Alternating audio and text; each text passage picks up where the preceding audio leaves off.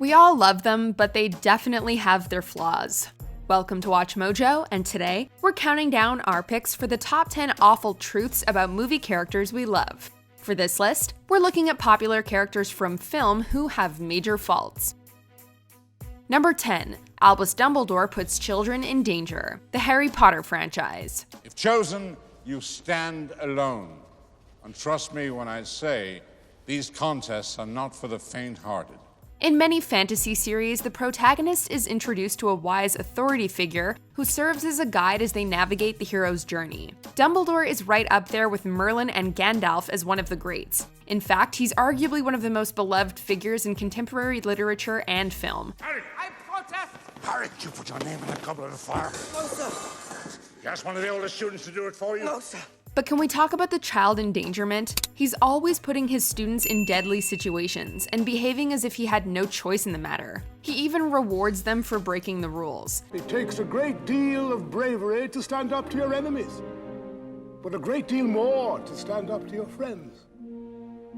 I award 10 points to Neville Longbottom. Dumbledore's relationship with Harry is especially troubling, and he's actually called out on it by Snape. Of course, Hagrid, also known as the grossly irresponsible groundskeeper, is not much better. Who's that? Malfoy. Oh dear. Number 9. Edward Cullen is a predator, the Twilight Saga. What do we eat? You won't hurt me. Don't let his youthful good looks fool you. This vampire is 104 years old when we first meet him, but despite being in the triple digits, he uses his eternal youth to cruise for high school girls. The dude's a freaking predator, and hilariously, he himself even says it. I'm the world's most dangerous predator. Everything about me invites you in. Though we don't think he fully realizes how it applies to his age and sexual appetites. Of course, Bella isn't without her own flaws. She purposely puts herself in danger for attention, is emotionally manipulative of Jacob, neglects her friends and family, and is just an all-around terrible role model. Done it again. I keep breaking my promise. And together, Bella and Edward actually name a child Renesmee. On second thought, age difference be damned, these two seem like a great match. Number 8. Happy Gilmore is a violent psycho. Happy Gilmore. During high school, I played junior hockey and still hold 2 league records. Most time spent in a penalty box, and I was the only guy to ever take off his skate and try to stab somebody. As far as Adam Sandler movies go, this 1996 film is a classic, with infinitely quotable dialogue and a number of iconic scenes. My puck, baby! Don't you ever touch my puck! While loud and brash, Happy's also got a sweet side, as evidenced by how deeply he cares about his aging grandmother. But here's the thing. However funny and selectively kind he can be, Happy's got major issues. He's a freaking rageaholic whose savagely violent outbursts should have landed him in prison ages ago. I am not spending the rest of my life with a loser. I'm gone. Good, then get the hell out of my life. Who needs you? Beat it. Leave me alone. I'm sorry, babe. I didn't mean that either. The way he handles the breakup with his girlfriend is similarly troubling. Only next to someone as irredeemably despicable as Shooter McGavin could Happy possibly be seen as the hero. All right, let's go. Oh! You like that, old man? You want a piece of me? Number 7. Peter Pan is a child abductor. Various films. Oh, don't lock it, Mother. He might come back. He? Yes, Peter Pan. Edward Cullen preys on a girl a fraction of his age, but at least he never went so far as to actually abduct her. And that's more than we can say for this fantasy hero. Like the aforementioned vampire, Peter Pan is eternally young, but years of experience don't seem to have brought him much in the way of maturity. The other night at the window, Well, what were you doing there? I came to listen to the stories. Let's review. He sneaks into children's rooms, a shadowy figure in the night, and lures them away from their homes with tantalizing promises. No, I won't have it. His crew of lost boys verges into cult-like territory. There's also the fact that according to the book, he thins them out when they get too old. The ambiguity in that is chilling. Why are you crying? What's your name? Number 6. Glinda the Good Witch tricks Dorothy into killing for her. The Wizard of Oz. They're gone! The ruby slippers! What have you done with them? Give them back to me or I'll... It's too late. There they are, and there they'll stay. Don't let her beauty, gentle voice, and enchanting wardrobe fool you. Glinda isn't the passive, well-intentioned figure that this film would have you think. This so-called good witch seemingly has immeasurable power, of which we only get a small taste throughout the film. Rather than solve her own problems, though, Glinda gives Dorothy the ruby slippers and sets her on a collision course with the Wicked Witch of the West, essentially turning the young girl into her unwitting killer for hire. Wizard of Oz himself. Wizard of Oz? Is he good or is he wicked? Oh, very good, but very mysterious. Worst of all, she conveniently forgets to tell Dorothy that the magic shoes can take her home until after the deed is done. She is a puppet master. You don't need to be helped any longer. You've always had the power to go back to Kansas. I have. Then why didn't you tell her before? Because she wouldn't have believed me. She had to learn it for herself. Number 5. Batman's moral code costs lives. The Dark Knight. Every day he doesn't, people will die. Starting tonight. I'm a man of my word. Batman's no-killing rule is one of the longest-running debates in comic books. Sorry, Bruce, but we're gonna pour some gasoline on the fire. Let her go. Very poor choice of words.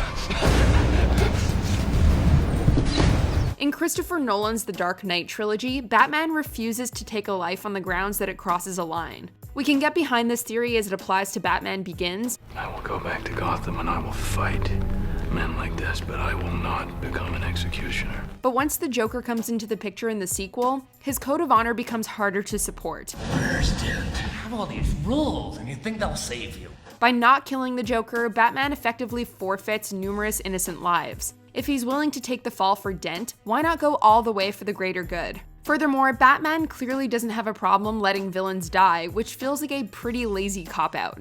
That wise to your act. You got rules. The Joker, he's got no rules. Number 4. Ferris Bueller is a bad person. Ferris Bueller's Day Off. I'm taking the day off. Now get dressed and come on over. You can't, stupid. I'm sick.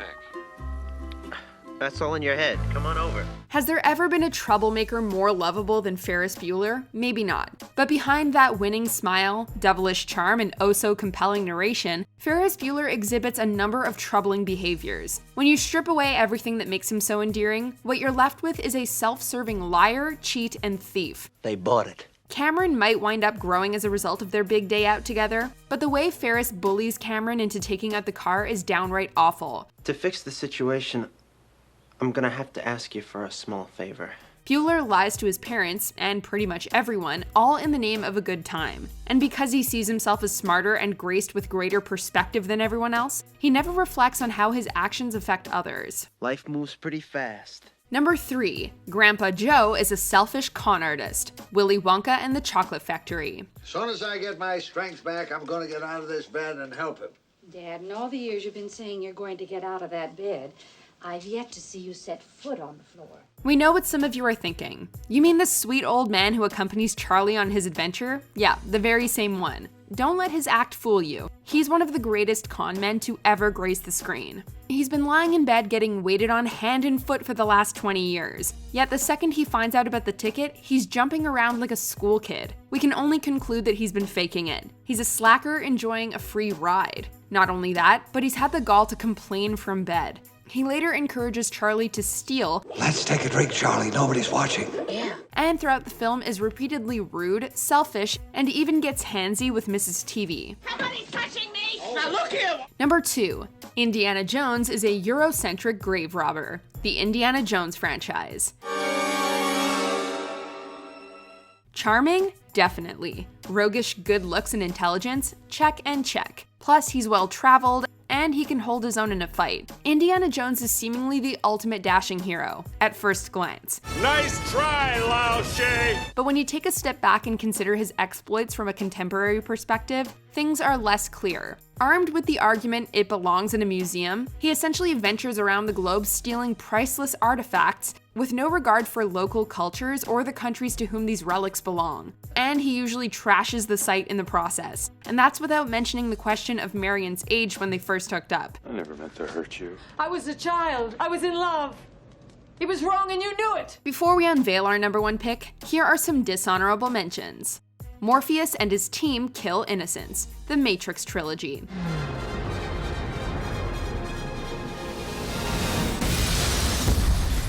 Dewey Finn is an opportunistic slacker, School of Rock. Hello, this is Ned Schneebly. Allie is deeply selfish, The Notebook. What do you want? It's not that simple. What do you want? Mufasa enforces segregation, The Lion King. What about that shadowy place? That's beyond our borders. You must never go there, Simba. Maverick needs to grow up, Top Gun. Goddamn son of a bitch.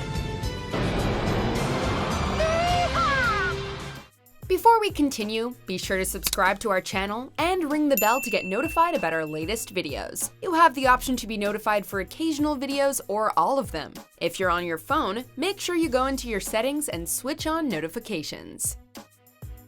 Number 1. Tony Stark is a dangerous narcissist, the Marvel Cinematic Universe. Truth is,